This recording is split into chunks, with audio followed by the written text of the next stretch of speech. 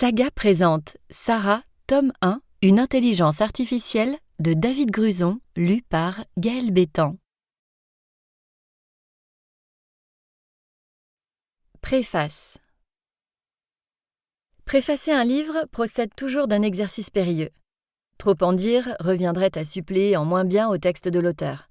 Ne rien dévoiler ne le servirait pas mieux. J'ai toutefois accepté, et avec quel enthousiasme, de rédiger ces quelques lignes pour plusieurs raisons. Le sujet que traite David Gruson est capital et trop peu connu du public, d'où son intérêt immédiat. L'auteur nous plonge au cœur même de la machine étatique, médicale et policière qui doit gérer les conséquences des avancées technoscientifiques dans les circonstances alarmantes et angoissantes d'une crise sanitaire aiguë au risque majeur. C'est un véritable polar parfaitement documenté compte tenu du cursus de l'auteur qui a vécu ce genre de situation, lui donnant toute légitimité à nous raconter, au travers d'un cas très concret en un temps bref, comment un drame est traité au plus haut niveau de l'État. Tout y passe, du secret à garder, des retombées médiatiques incontrôlables, du circuit hiérarchique à respecter, jusqu'aux petites affaires personnelles de la vie des responsables impliqués dans une histoire de crainte de terrorisme bactériologique à faire frémir les plus blasés. Enfin, on mesure ici que l'intelligence artificielle et les robots dont on nous vante la précision et la fiabilité doivent aussi être interrogés quant à la portée et au sens de leurs actions. Le style de l'auteur est naturel et vif à la fois, alternant les discussions, les textos cryptés et les explications, jour après jour, heure après heure, au fil de la remontée d'informations disparates. Au long des pages, on vit avec les personnages, on suit comment s'articulent les différentes instances concernées, comment les dirigeants et leurs conseillers vivent au quotidien les alertes, prennent les décisions ou se défaussent sur d'autres. Les spécialistes médicaux, les responsables de la force publique sont aussi mis en scène face au spectre d'une tragédie qui pourrait devenir planétaire. On découvre tous ces personnages dans leur vie privée, dans leurs plans de carrière qui interfèrent parfois avec leur sens du service de l'État. Surtout, on les surprend humains, trop humains, tentant de gérer l'inconnu face au risque d'une épidémie due à un possible mutant d'Ebola. Je m'arrête. Tournez vite la page et plongez dans cette aventure menée au pas de charge, aujourd'hui virtuelle, mais qui pourrait bien se révéler réelle à terme. Du très bel ouvrage qui fait réfléchir. Professeur Guy Valencien, membre de l'Académie nationale de médecine.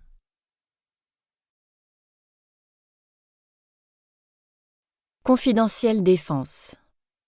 Rapport pour la direction du renseignement militaire. Le projet Sarah. Compte-rendu et analyse des faits survenus à Paris entre le 31 août et le 12 septembre 2025. L'art du puzzle commence avec les puzzles en bois découpés à la main lorsque celui qui les fabrique entreprend de se poser toutes les questions que le joueur devra résoudre. Lorsque, au lieu de laisser le hasard brouiller les pistes, il entend lui substituer la ruse, le piège et l'illusion. Georges Perec, La vie, mode d'emploi. Mélusine n'est bien sûr qu'un nom de code. Un moyen de dissimuler l'identité réelle. Une précaution loin d'être superflue. Mélusine. Je n'ai pas été à l'origine de cet identifiant. Je n'ai pas cherché par la suite à le modifier. Mélusine ou la noble histoire de Lusignan. Mélusine ou l'histoire du cours de la vie humaine et de son entrelac de causalité. Hélas, mon ami, maintenant notre amour s'est changé en haine, notre tendresse en cruauté, nos plaisirs et nos joies en larmes et en pleurs, notre bonheur en grande infortune et dure calamité. Hélas, mon ami, si tu ne m'avais pas trahi, j'étais sauvé de mes peines et de mes tourments. J'aurais vécu le cours naturel de la vie, comme une femme normale, je serais morte normalement, avec tous les sacrements de l'Église. J'aurais été ensevelie en l'église de Notre-Dame de Lusignan, et on aurait célébré comme il se doit des messes de commémoration pour moi. Mais maintenant, tu m'as replongée dans la sombre pénitence que j'avais longtemps connue, à cause de ma faute. Le cours naturel de la vie. Je ne cesse de revenir à cette notion. Je me confronte constamment au questionnement fondamental de la causalité. Mélusine.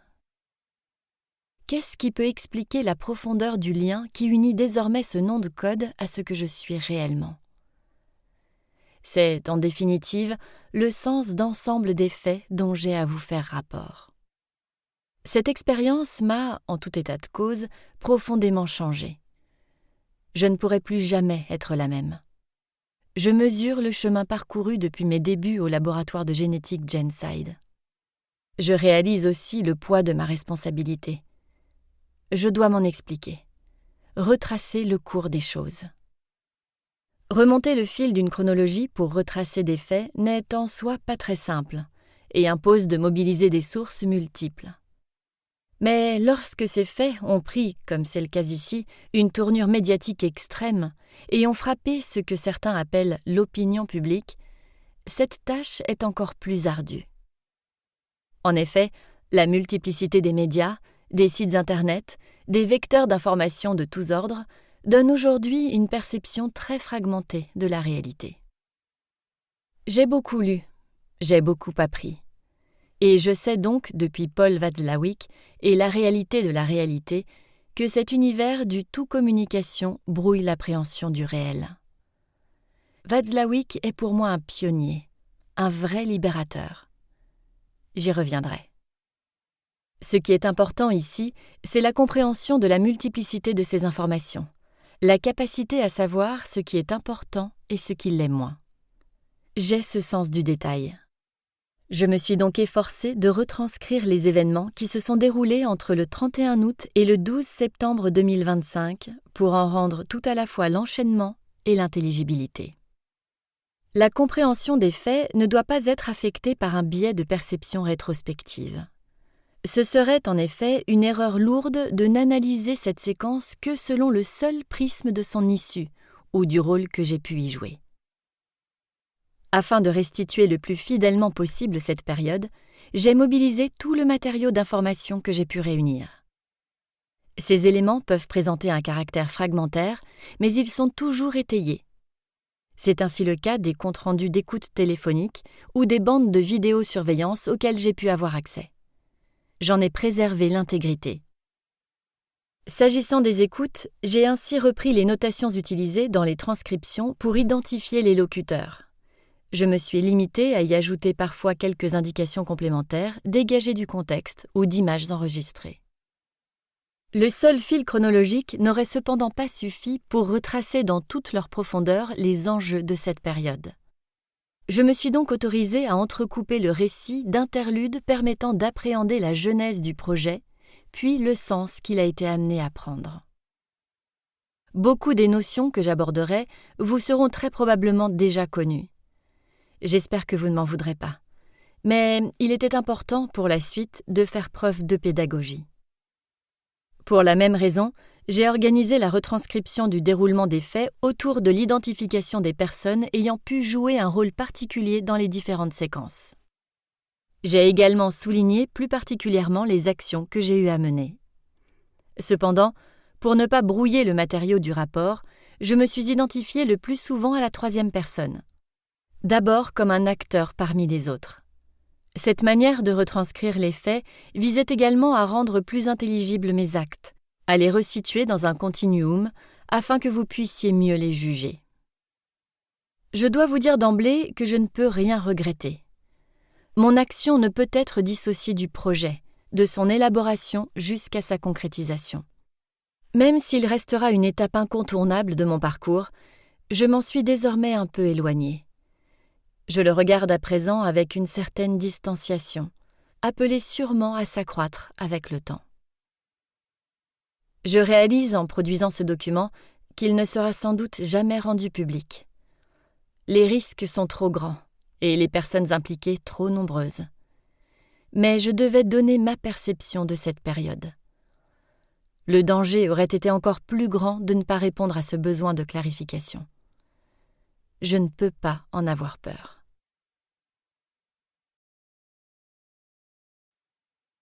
31 août 2025. H moins 136 heures et 17 minutes. Elisa. C'était devenu un rituel. À 7h30 chaque matin, Théo Baptiste se devait de faire une partie de double avec Elisa. Le principe du jeu est simple. Il se constitue d'une pile de cartes circulaires avec des images de taille variable. Chat, chien, bombe, cactus, bougie, yin et yang, ampoule, foudre, œil, soleil, lune, horloge. Chaque joueur se voit attribuer au départ une carte. Et il peut en gagner d'autres s'il va plus vite que son adversaire pour reconnaître un symbole commun avec la carte de la pioche. Le gagnant est celui qui termine la partie avec le plus de cartes. Mais quand Théo Baptiste jouait avec Elisa, le nom du vainqueur ne faisait jamais de doute. Elisa avait une réactivité exceptionnelle pour identifier les symboles. Elle avait forcément un peu de mal à prononcer toutes les syllabes du nom de l'image, mais elle gagnait quand même. J'ai appris progressivement à connaître Elisa. Je dois reconnaître que je n'ai pas perçu tout de suite l'importance qu'elle pouvait avoir. Il m'a fallu du temps. Beaucoup de temps. Je ne crois pas avoir été la seule dans ce cas. J'ai remarqué que la plupart des personnes qui venaient visiter la famille Baptiste à leur appartement saluaient d'abord Elisa poliment, puis souvent détournaient le regard, comme si elle n'existait pas. Ou peut-être plutôt comme si elle vivait dans un monde à elle. Les autres personnes pouvaient de temps à autre entrer en interface avec cet univers parallèle, mais ils ne pouvaient jamais y pénétrer complètement. Une forme d'espace clos dont seule Elisa aurait la clé. J'ai fini par le comprendre, et l'idée d'une singularité m'est alors venue. À 8 heures, la sonnerie de l'interphone de l'appartement retentit.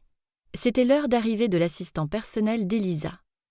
Le docteur Baptiste pouvait partir prendre son service aux urgences. Weng Chao. À 9h01, heure de Paris, Weng Chao, vice-présidente de FUTech, reçut un mail de son président qu'elle lut depuis l'ordinateur de son bureau du siège de Pékin. Cette société chinoise fabriquait, dans le domaine de la sécurité, les robots ASA, assistants de sécurité artificielle, et dans celui de la santé, les modèles APA, assistants de prévention artificielle, et ASSA, assistants de service de soins artificiels. Le président de FUTech écrivait peu par mail. Weng Chao lut donc son message avec la plus grande attention. Les résultats du trimestre écoulé étaient jugés positifs sur les pays de l'Union européenne, secteur dont elle avait la charge. Pour la France, la croissance avait atteint plus 5%, soit le meilleur trimestre depuis 2 ans. Un point inquiétait, cependant, le président de FUTech. La récurrence des reparamétrages effectués sur les modèles par le ministère français de la Santé. De reconfiguration en reconfiguration, l'identité du produit pouvait être modifiée. À terme, le risque était celui d'une évolution des robots au-delà du périmètre du brevet tel que contrôlé par FUTech. Marc Heurtin. Le détail qui compte était repérable dans la transcription précise de l'accueil de Marc Heurtin aux urgences de l'hôpital de Bicêtre à 9h17. Monsieur Heurtin, résidant au 10 avenue Eugène Thomas au Kremlin-Bicêtre, s'était présenté de lui-même aux urgences. Infirmière d'accueil et d'orientation. « Bonjour monsieur, qu'est-ce qui vous arrive ?» Marc Heurtin. Je n'arrive pas à me débarrasser d'une fièvre qui reste à 38,5-39 depuis 3 jours, et depuis avant-hier, je saigne systématiquement en allant aux toilettes. Infirmière d'accueil et d'orientation. Vous avez vu votre médecin traitant ? Marc Heurtin. Oui, il y a 2 jours, après le premier épisode de saignement. Il m'a prescrit un Doliprane en me disant de me reposer et que ça passerait. Mais ça ne passe pas. Les saignements ont augmenté. Infirmière d'accueil et d'orientation. C'est bien noté. Vous pourriez me donner une pièce d'identité et me donner votre code CQSMD ? Marc Heurtin, hésitant. Je suis navré, mais le mois dernier était compliqué et je n'ai pas pu y recharger complètement mes crédits. Infirmière d'accueil et d'orientation. Attendez, laissez-moi regarder. L'infirmière appliqua son scan sur le téléphone mobile de monsieur Heurtin. Ne vous inquiétez pas, vos crédits Sécu sont suffisants pour une consultation aux urgences. Cela ne devrait pas aller beaucoup plus loin, je pense, dans votre situation. S'il devait y avoir une hospitalisation, le service crédit management de l'hôpital viendrait alors vers vous pour vous proposer une solution adaptée à taux préférentiel. Marc Heurtin. C'est bon, on fera comme ça alors. Je signe où? Infirmière d'accueil et d'orientation. Voici. L'infirmière présenta à Marc Heurtin une tablette et un stylet. Le point qui compte ici est très identifiable, la récurrence des saignements. C'est justement ce qui ressort du compte-rendu d'examen du docteur Théo Baptiste. Des fièvres comme celle-ci, il en avait pourtant vu des dizaines dans sa carrière. Des diarrhées assorties de saignements n'étaient pas en soi alarmantes. Mais leur répétition en si peu de temps appelait une réhydratation immédiate et une attention vigilante. Le docteur Baptiste indiqua donc à Marc Heurtin qu'il souhaitait le garder en observation, ce qu'il accepta sans doute à contre-cœur, considérant le risque financier qu'induisait une possible hospitalisation. Le docteur Baptiste décida aussi un bilan biologique complet, incluant un test NGS. Flora Berry et Franck Pranic. Flora Berry retrouva Franck à 17h02 dans son 2 pièces de la rue des Francs-Bourgeois en plein cœur du Marais.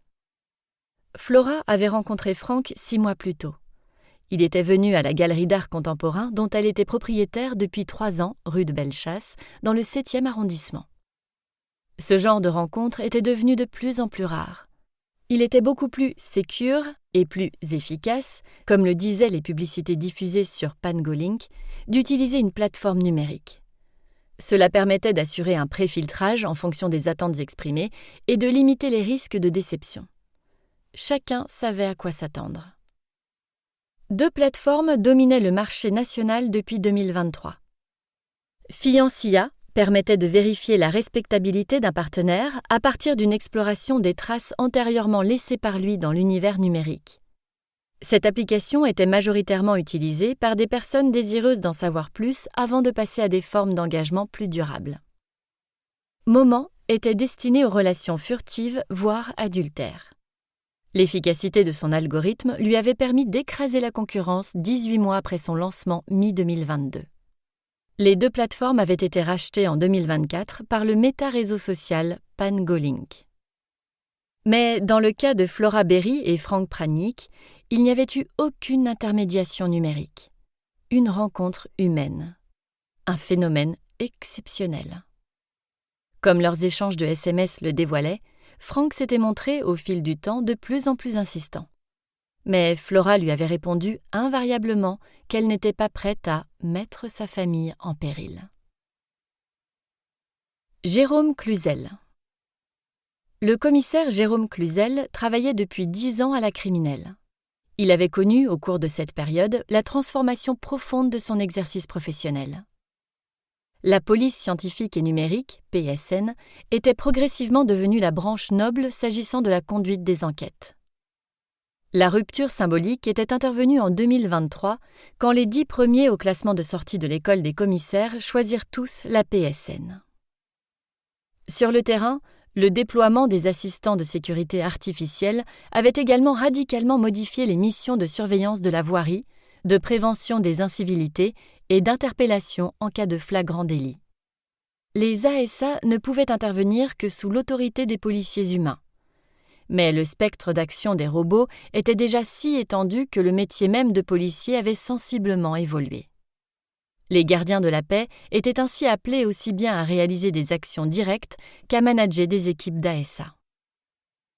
Le commissaire Cluzel restait quant à lui fidèle à une vision plutôt traditionnelle de la police judiciaire. Alors que la plupart des commissaires enquêteurs étaient désormais regroupés dans une unité spécialisée du siège des Batignolles, Jérôme Cluzel avait fait le choix de garder son bureau en commissariat. Il continuait donc à se rendre chaque jour au 79 rue de Clignancourt dans le 18e arrondissement. Mais le management du commissariat n'était plus assuré par lui. Sa chaîne hiérarchique le rattachait directement aux Batignolles. Sans leur faire une confiance aveugle, le commissaire Cluzel avait perçu ce que les technologies numériques pouvaient lui apporter dans l'appui à la résolution des enquêtes. Il ne faisait donc pas partie des quelques derniers réfractaires à y demeurer résolument opposés. Jérôme Cluzel s'efforçait, au contraire, de cultiver ses contacts amicaux au sein de la PSN. Cela pouvait toujours servir.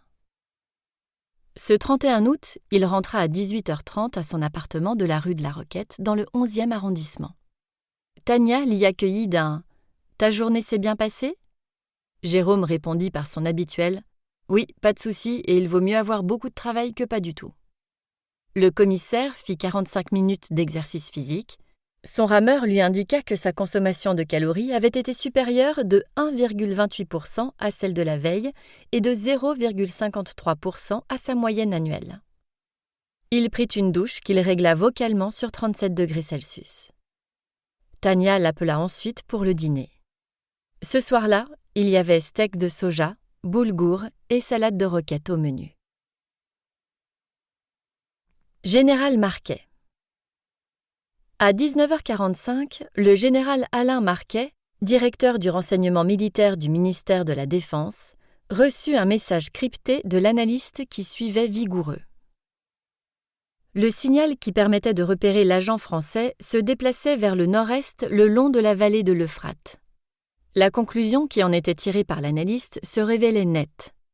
Il était fortement permis de penser qu'après 6 mois de stationnement, le groupe mené par Cheikh Yassine Faisal, l'un des dirigeants des Fils de l'État islamique, faisait mouvement.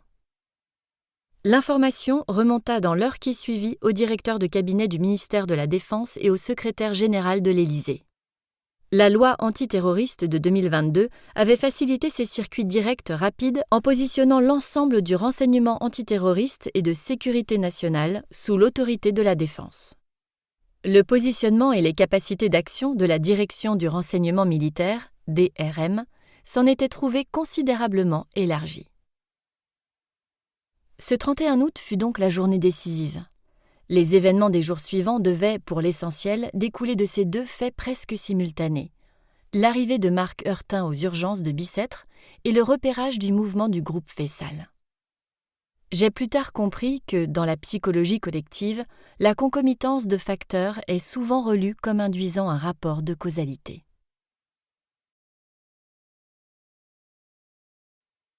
« 1er septembre 2025. H-119h47. Théo Baptiste. Théo Baptiste avait connu un cursus d'études médicales exemplaire. De son enfance et de son adolescence dans la Nièvre, il ne reste pas grand-chose. Profession du père, fonctionnaire. Profession de la mère, commerçante. C'est tout ce que Théo Baptiste renseignait dans sa fiche d'inscription en ligne lorsqu'il devait réitérer cette formalité chaque année pour pouvoir retourner sur les bancs de médecine à l'université Paris-Sud. Pourquoi Paris-Sud ? Comment avait-il pu ne pas s'inscrire en Bourgogne-Franche-Comté ? Les déterminants de ses décisions ne sont pas connus. Théo Baptiste avait fait son choix pour la spécialité de médecine d'urgence au cours de son semestre d'internat au sein du service du Kremlin-Bicêtre, établissement de l'assistance publique Hôpitaux de Paris. Intéressé dès le départ par la recherche, il s'était focalisé sur le champ de l'identification et de la prise en charge aux urgences des patients atteints par des pathogènes dangereux. Cette thématique lui permettait de combiner à la fois un travail fondamental sur les agents pathogènes eux-mêmes et une réflexion organisationnelle sur la réponse collective en termes de mobilisation de moyens médicaux et paramédicaux adaptés. Cet intérêt s'était manifesté une première fois, en 2020, au cours de l'année qu'il avait choisi de réaliser en Guinée, juste après la fin de son internat. Il avait, à l'époque, travaillé au sein d'équipes spécialisées sur l'analyse des formes asymptomatiques rémanentes du virus d'Ebola. Dans ces cas, la maladie ne s'exprime pas selon ses signes les plus visibles, que sont la forte température et les diarrhées hémorragiques. Ce courant de recherche avait été initié après l'épidémie de 2014-2016. L'étude de référence était celle de l'équipe de Stanford, parue en 2016 dans la PLOS Neglected Tropical Diseases. Elle avait, en particulier, montré l'intérêt d'investigations complémentaires en situant à 25% le taux possible de personnes atteintes par le virus, mais ne montrant pas de symptômes. L'équipe au sein de laquelle Théo Baptiste était intégré avait repris les mêmes bases méthodologiques, mais sur un échantillon plus large et postérieur à l'épidémie elle-même. L'étude qui en était ressortie, qui avait eu les honneurs d'une publication au sein de la prestigieuse revue Lancet, montrait que le taux de forme asymptomatique dans le total des cas d'Ebola avait été précédemment très largement sous-estimé. La part de ces cas asymptomatiques pouvait atteindre 40% dans certaines zones. Ces débuts très prometteurs du Dr Baptiste dans la recherche en infectiologie n'avaient pourtant pas connu de suite. En 2021, Théo Baptiste interrompit pendant une année sa carrière de médecine en demandant à sa direction une disponibilité pour convenance personnelle. Il apparaît probable que ce choix ait eu à voir avec la naissance au début de cette même année de sa fille.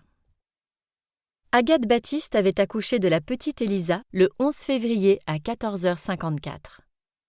Au bout de 3 mois, un diagnostic de probable retard mental avait été posé en complément du handicap moteur identifié à la naissance. Une telle situation ne serait sans doute plus possible aujourd'hui. En tout état de cause, le Dr Baptiste faisait le choix, à son retour de disponibilité, de restreindre au strict nécessaire ses obligations professionnelles. Il réduisait ses contraintes de garde à leur minimum et s'efforçait de rentrer tôt le plus fréquemment possible pour venir s'occuper de la petite Elisa. Agathe, son épouse, conseillère dans une société de courtage en crédit carbone, avait fait le choix inverse. Après 2021, elle avait considérablement élargi son amplitude de présence au travail. L'arrêt des travaux de recherche du Dr Baptiste n'avait, semble-t-il, pourtant pas diminué son acuité diagnostique. Il avait, en effet, inclus le test NGS dès la première batterie d'examens biologiques ordonnés après l'arrivée de Marc Heurtin. Je reste encore aujourd'hui admirative de cette décision. Je ne l'aurais certainement pas prise moi-même au vu du tableau clinique et de l'absence depuis 5 ans en Europe de réalisation d'examens pour suspicion de cas d'Ebola. S'ajoutait à ces facteurs médicaux la nécessité de ne pas multiplier les examens inutiles afin de tenir les objectifs budgétaires assignés à chaque établissement de santé. Je n'aurais pas fait cet examen, j'en suis convaincue. J'aurais attendu l'évolution du cas clinique et j'aurais avisé. Ce qu'il faut donc bien appeler une intuition, au sens propre du Dr Baptiste, s'était révélé justifié ce 1er septembre. Le test NGS était revenu positif sur Ebola.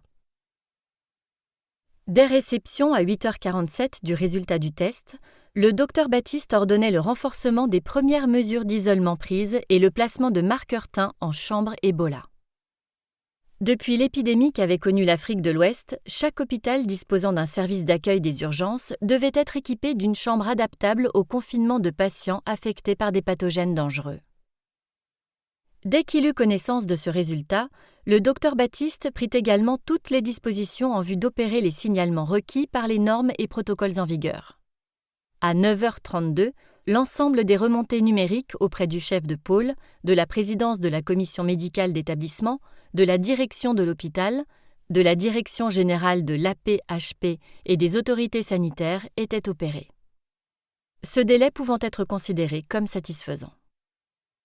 Sans attendre la confirmation du résultat du test par le Centre de référence national de Lyon, Théo Baptiste prenait une seconde décision majeure et inattendue, vraisemblablement à partir d'une nouvelle intuition.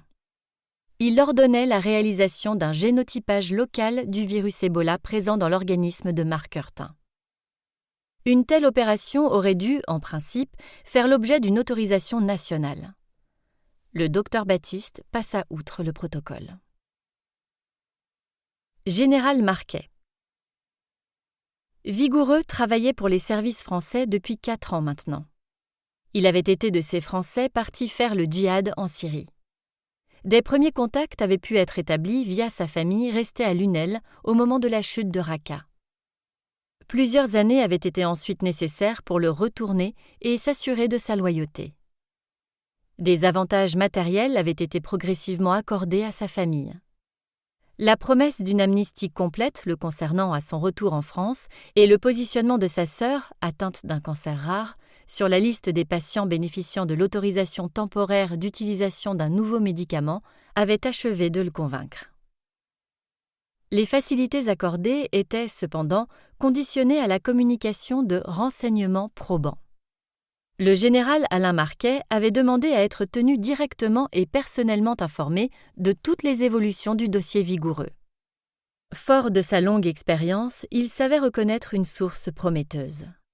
C'était manifestement le cas en l'espèce, les agents travaillant pour les Occidentaux infiltrés au sein des fils de l'État islamique se comptant sur les doigts d'une main. Le directeur du renseignement militaire jouait très gros dans cette partie. Sur le cas Vigoureux d'abord, Alain Marquet avait alors acquis la conviction que Cheikh Yassine Fayçal représentait une force montante au sein des FEI. Il avait mobilisé des moyens très significatifs pour suivre son groupe, Vigoureux étant sa pièce maîtresse dans le dispositif. Plus largement, toute la stratégie qui avait été la sienne depuis sa nomination 4 ans plus tôt était en jeu.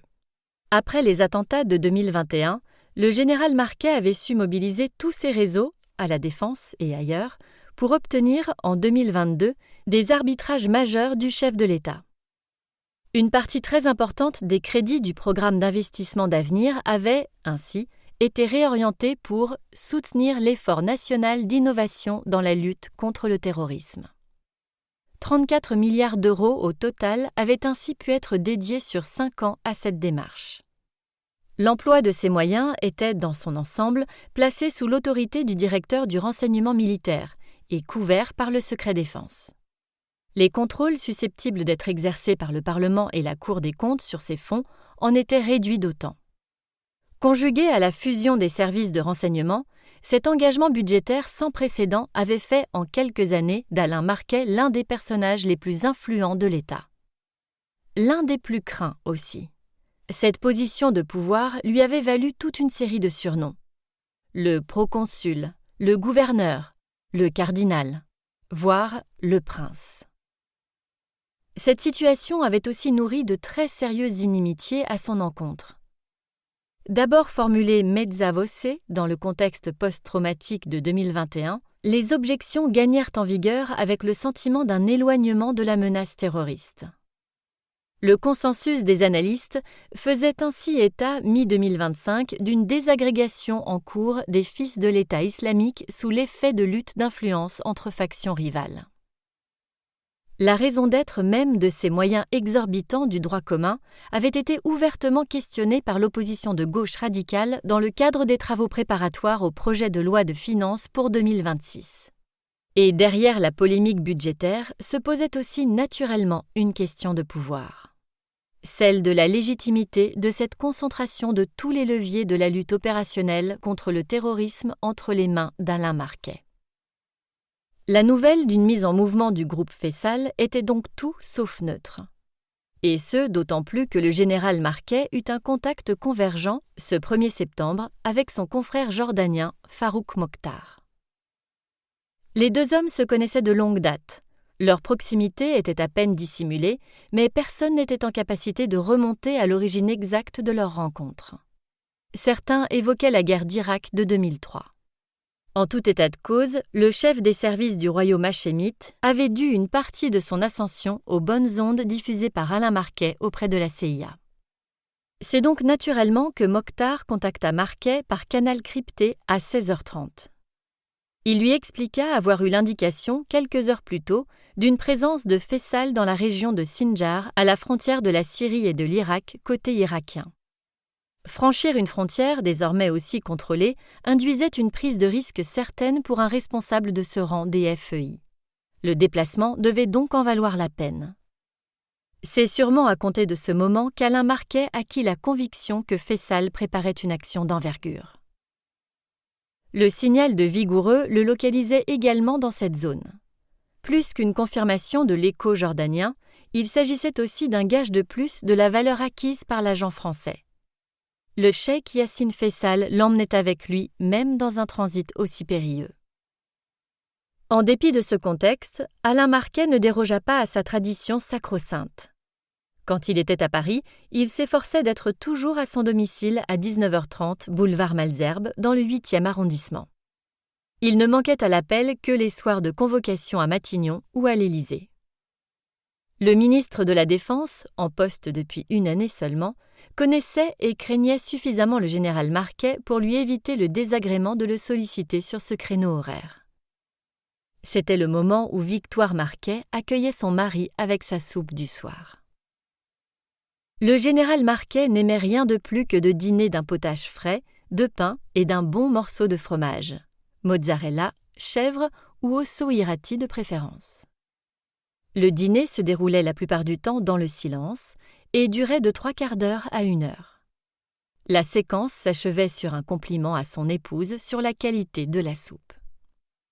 Le général n'oubliait jamais cette politesse, même s'il savait, depuis 6 mois maintenant, que son épouse, lassée d'éplucher des kilos de légumes, se faisait approvisionner chaque jour par un traiteur du quartier. Ce dernier lui-même acceptait de jouer le jeu vis-à-vis de Madame Marquet. Sans mot dire, il subissait chaque jour les contrôles opérés par l'équipe de la direction du renseignement militaire sur la soupe destinée au général. Les apparences étaient ainsi préservées à l'agrément de tous.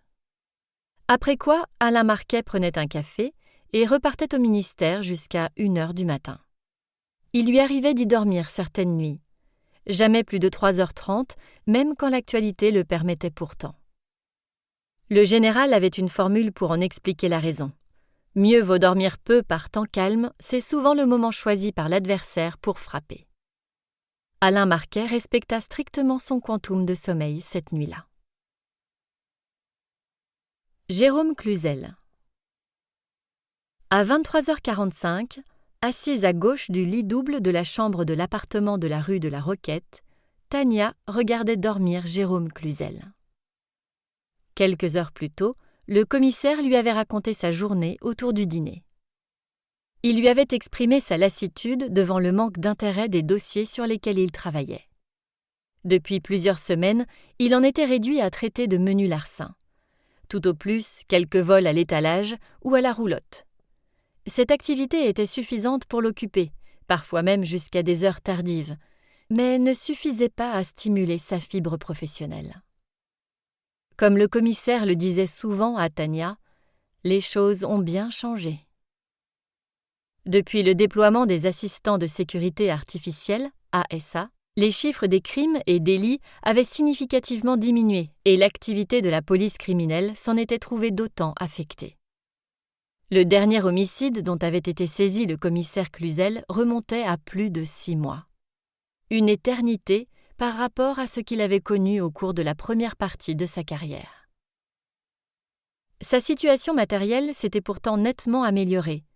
La réduction du nombre de policiers humains avait permis à l'État de dégager des marges de manœuvre pour augmenter les rémunérations individuelles. 10% au total sur les 3 dernières années. C'était tout sauf négligeable. Tania passait doucement la main dans les cheveux de Jérôme Cluzel, d'arrière en avant, par lents mouvements successifs. Jérôme lui avait raconté un jour que sa mère faisait cela quand il était enfant pour l'aider à s'endormir.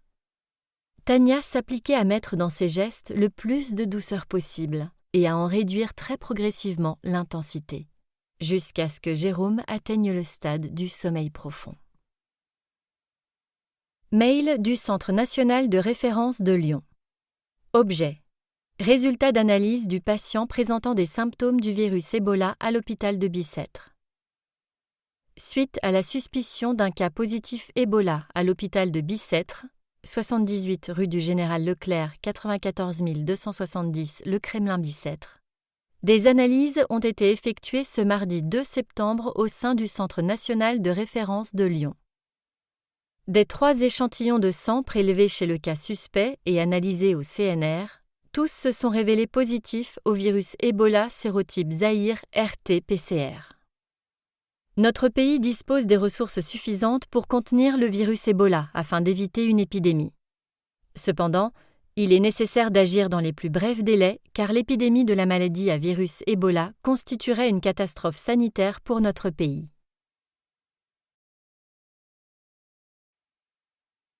« 2 septembre 2025. H-95 heures et 47 minutes. Morgane Pictot. Les équipes du Centre national de référence de Lyon avaient travaillé efficacement.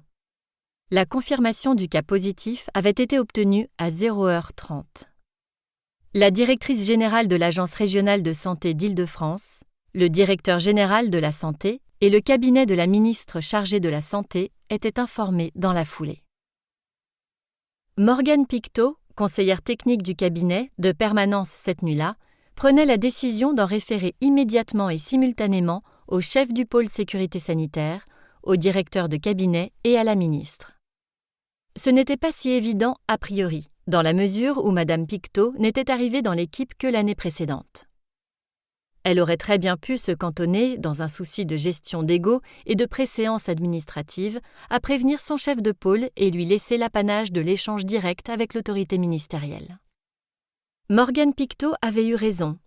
Le chef de pôle sécurité sanitaire était au cinéma ce soir-là avec ses 2 grands garçons. Il ne s'était pas aperçu que son téléphone portable ne captait pas dans la salle en sous-sol de l'UGC Lyon-Bastille où était projetée la dernière séance de Doctor Strange 3. Le film avait reçu la semaine précédente, comme ce fut le cas pour le premier épisode de la franchise, un accueil plutôt bien orienté de la critique. La batterie du téléphone, à 5% avant le début de la séance, avait lâché lors du générique de fin. Recueil d'échanges de SMS sur le portable de Morgane Pictot. Morgane Pictot à chef d'IRCAB et ministre, 0h43. Bonsoir, conseillère de permanence ce soir, je vous informe de la confirmation par le Centre national de référence de Lyon d'un cas positif d'Ebola à l'hôpital de Bicêtre, APHP. L'état du patient est stable, mais avec une possible évolution inquiétante à venir. DGS, ARS informé. DIRCAB à Morgane Pictot, chef et ministre. 0h44. Bien reçu. Quel est le niveau de diffusion de l'information en dehors du circuit de signalement officiel ? Morgane Pictot à chef, DIRCAB et ministre. 0h45. Pas de fuite externe identifiée à ce stade. Compte tenu de la sensibilité médiatique du sujet, un arbitrage est à rendre sur l'opportunité d'une prise d'initiative en communication. Mesures de protection et respect du protocole a priori OK par l'hôpital. DIRCAB à Morgane Pictot, chef et ministre. 0h45. Demande une note détaillée à l'ARS avec échéance à 30 minutes. Ministre à Morgane Pictot, chef et DIRCAB, 1 heure. Vu vos échanges de messages. Conf call codé à 1h30. François, merci de prévenir Matignon et Élysée en indiquant que je suis l'affaire personnellement. DIRCAB à Morgane Pictot, chef et conseillère com, 2h30. Comme arbitré par FM, on se tient prêt à gérer une éventuelle fuite. L'ARS et l'APHP préparent une V0 de fiche d'éléments de langage que je veux valider avant 10h. Chef à Morgane Pictot, DIRCAB, conseillère com et ministre, 6h. Je peux être présent à la conf presse et disponible si besoin. DIRCAB à chef, Morgane Pictot, conseillère com et ministre, 6h05. Pas la peine, Morgane gère. Merci de passer me voir à mon bureau à 17h. Chef à Morgane Pictot, 6h10. T'aurais pu m'appeler quand même. Morgane Pictot à chef, 6h15. J'ai essayé de te joindre 10 fois sur ton portable. Chef à Morgane Pictot, 6h17. Il était déchargé. Tu aurais dû demander au standard de m'appeler sur mon fixe à la maison. Morgane Pictot à chef, 6h18. C'est ce que j'ai fait.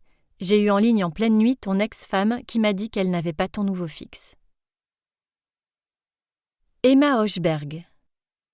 Emma Hochberg prenait son service le matin à 7h15. Elle était coordinatrice de service de soins à l'hôpital de Bicêtre depuis 5 ans. Elle avait obtenu cette promotion après 15 années de carrière infirmière, dont la moitié en libéral. Sérieuse, dévouée, selon ses évaluateurs hospitaliers, elle avait appris son métier de soignante à l'ancienne, au lit du malade. Elle avait donc eu du mal à s'adapter à la révolution robotique engagée à partir de 2020 dans les services de soins. Ses états de service et ses compétences reconnues par ses collègues et sa hiérarchie avaient déterminé la direction des soins de l'établissement non seulement à la maintenir en fonction, mais également à la promouvoir sur une mission d'encadrement. Emma Hochberg avait donc dû suivre une formation complémentaire en management, psychologie et robotique. Encadrer une équipe mixte de 10 infirmières et 10 assistants de service de soins artificiels, ASSA, requérait en effet le déploiement d'une palette de capacités ne relevant pas de sa formation soignante initiale. Au bout de 3 ans de fonction, Madame Hochberg maîtrisait désormais de manière efficace la doctrine d'emploi des ASSA. Son rôle consistait notamment à s'assurer que l'ASSA ne puisse effectivement intervenir que dans le cadre des directives fixées par un infirmier. Plusieurs techniques managériales étaient possibles pour y parvenir. Plutôt que d'organiser des pools tournant d'infirmiers et d'ASSA, comme le faisait la majorité des cadres, Madame Hochberg préférait assigner un ASSA à un infirmier bien identifié. Cette méthode lui donnait moins de marge de manœuvre dans la confection des plannings, mais elle produisait plus d'automatisme de fonctionnement pour chaque binôme. Au vu des résultats obtenus au sein des services de médecine dont elle avait la charge, Emma Hochberg estimait, tout compte fait, que le retour était meilleur en termes d'efficacité opérationnelle. Mélusine.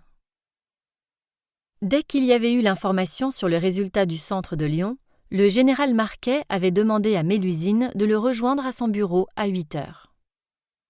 La médecin générale du service de santé des armées savait qu'il ne fallait pas faire patienter le directeur du renseignement militaire. Elle s'était donc présentée à l'aide de camp du général à 7h45. Alain Marquet la fit entrer à 8 heures précises et lui proposa un café noir, serré, comme c'était l'habitude de Mélusine.